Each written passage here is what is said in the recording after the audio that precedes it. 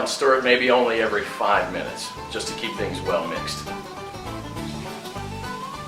After about 30 minutes, the liquid fat should have risen enough to cover the chunks, and it should look like a rolling boil.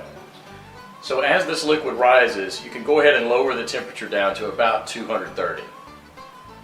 After about an hour, the major boiling action will have stopped, and there'll just be small bubbles rising from the fat.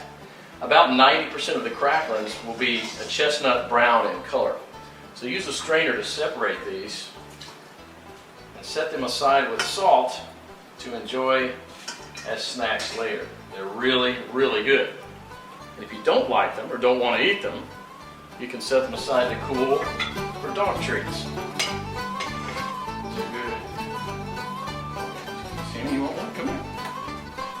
We now have to weigh the amount of ground meat and the amount of rendered animal fat. We have to have the same quantities, so you'll probably have to remove some of the excess fat.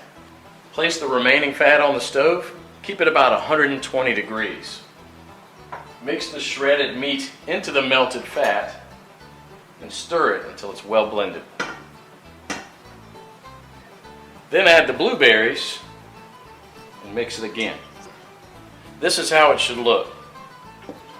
The fat should be absorbed or coating the meat fibers. There should be very little or no liquid fat pooling in the bottom of the pot. Now, following the instructions from the Lost Ways, you can store it in Ziploc plastic bags and press flat, removing as much air as possible, and therefore preventing the fat from going rancid. This should keep the pemmican from spoiling for a few years without refrigeration. So let's do that.